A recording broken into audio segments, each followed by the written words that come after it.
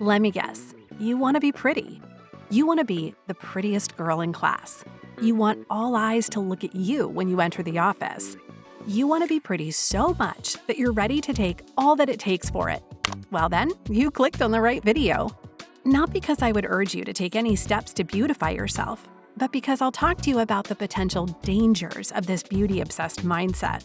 So without further ado, let's dive in to see the brutal reality of our society's beauty obsession.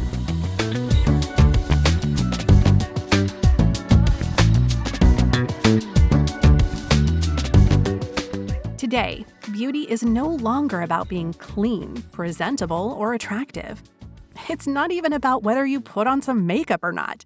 In fact, in today's society, maintaining your beauty is regarded as given, as if everyone is already supposed to do it. I mean, if you're not having your nails done every 2 weeks, what the hell do you even know about beauty, right? The basics of beauty maintenance expand every single day, with societal expectations reaching an unattainable point. The sad thing is, even though you do every single thing in those supposed must-have beauty maintenance steps, it's far from being enough. You still don't have that desired Instagram or TikTok face that defines beauty today. And there is only one way to achieve that: plastic surgery. Here's a disclaimer.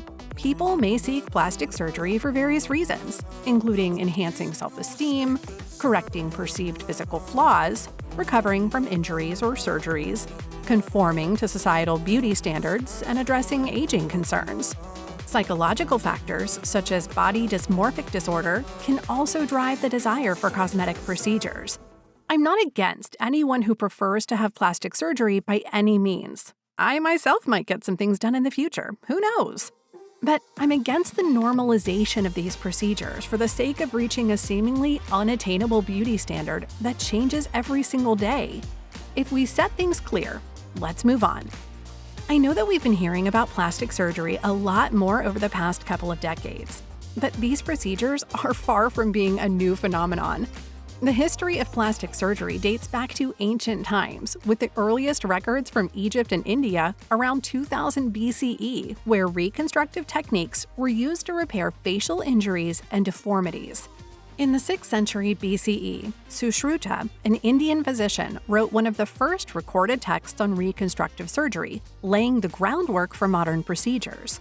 The field advanced significantly during World Wars I and II, addressing disfiguring war injuries, which spurred innovations in reconstructive techniques. In the 20th century, plastic surgery expanded beyond reconstructive procedures to include cosmetic surgery, with the development of techniques like rhinoplasty and breast augmentation. Which brings us to today, during which it encompasses a wide range of procedures aimed at enhancing appearance or restoring function, driven by continuous innovation and technological advancements. If plastic surgery has been around for decades and even centuries, though, what happened over the past couple of decades that made it such a normalized part of our lives? Well, in my opinion, one of the reasons behind it is the advances in medical technology that have made procedures safer and more accessible. Since plastic surgery can be done anywhere by dozens of plastic surgeons who are very much talented in their profession, people are less and less reserved or scared to go under the knife and take this risk. The rise of non-invasive treatments offering significant results with minimal downtime has also played a crucial role in making cosmetic procedures more mainstream and acceptable in everyday conversation. I mean, when you get rhinoplasty, you get less than 10 days and then move on to life with your new nose. Yes, it's that easy. So when you don't see a random friend for about 10 days, don't be shocked to see their new nose when you meet again. The swift procedure with relatively smaller risks enabled the plastic surgery to be accepted more widely by the society, for sure. I mean, do you remember the 2000s where every single magazine was trying to figure out which celebrity got what done, since even the celebrities were denying to get plastic surgery done? Like, Kardashians are denying the majority of their plastic surgery operations to this day. Why do you think that is? Well, because for the longest time, the plastic surgery procedures were being judged by many. It took huge courage to accept that you had things done to you. Today, however, we're experiencing the exact opposite. It's mostly socially acceptable for anyone to get any type of plastic surgery. In some cultures, plastic surgery operations are being given as super sweet 16 gifts to kids. It is that normalized. Yes, that normalized.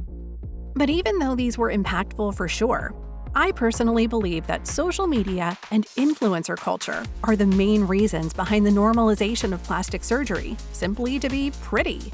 Influencer culture has significantly impacted the normalization of plastic surgery by showcasing enhanced appearances and cosmetic procedures as desirable and attainable. We all know that influencers often share their own experiences with plastic surgery or non-invasive cosmetic treatments on social media platforms, making these procedures appear more accessible and acceptable to their followers. And personally, I feel like it's way better for them to share their experiences openly than pretending they had nothing done, like Kardashians. This visibility, however, seems to be creating a perception that undergoing cosmetic enhancements is a common and even necessary practice to achieve beauty standards, leading to increased demand for such procedures among the general public. You all know that famous Instagram face, right? The one that refers to a homogenized, highly curated appearance popularized on social media platforms, characterized by specific facial features such as full lips, a small nose, and a sculpted jawline. I believe that seeing these curated faces over and over again has significantly impacted society's relationship with plastic surgery by setting new, often unattainable beauty standards that many seek to achieve through cosmetic procedures. It has led to increased demand for surgeries and treatments to emulate these digital ideals in real life, influencing perceptions of beauty and self-worth. Even though deep down we know that the majority of those faces are not real, we still can't stop ourselves from feeling inferior in terms of our beauty, which pushes us to get things done to our faces and bodies. We want to get the advantages of having an Instagram face. On that note, I feel like we have to talk about pretty privilege. I strongly believe that the culture of pretty privilege has contributed to the normalization of plastic surgery by reinforcing the idea that attractiveness can afford individuals certain advantages in society, such as better social, professional, and personal opportunities.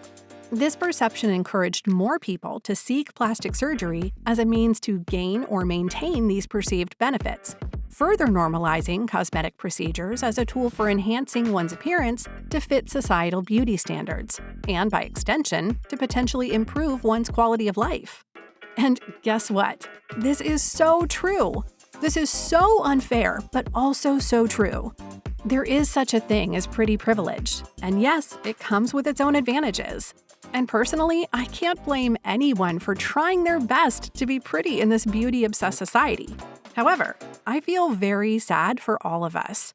Why do I feel sad? Well, because normalizing plastic surgery, especially at an early age, poses several dangers. It can lead to unrealistic beauty standards and body image issues, as young people might feel pressured to meet societal or perceived attractiveness norms.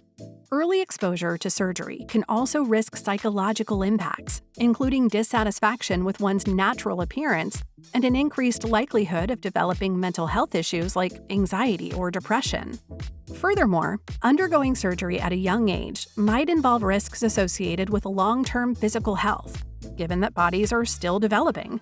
It's important to approach cosmetic procedures with caution and consider the psychological and physical implications.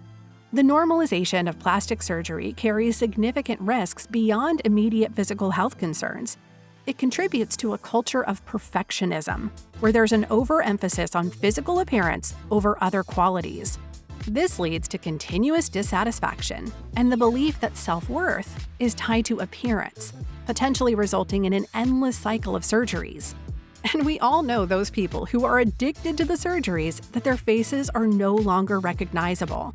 Moreover, it encourages procedures at an age when self-identity is still forming, making young people vulnerable to trends rather than making informed decisions based on their well-being. I mean, what more do I need to say about it? This topic truly saddens me whenever I think about it as a young woman who battled with self-worth and beauty since early childhood. I wish our society would make it easier for us to experience self-acceptance and worth beyond how we look. But what do you think? Do you think it's normal for plastic surgeries to be this normalized in today's society? What do you think about the impact of Instagram face and pretty privilege in normalizing cosmetic operations? Let me know what you think in the comments below, and don't forget to like, subscribe, and share the video. Thanks so much for watching. See you in the next one.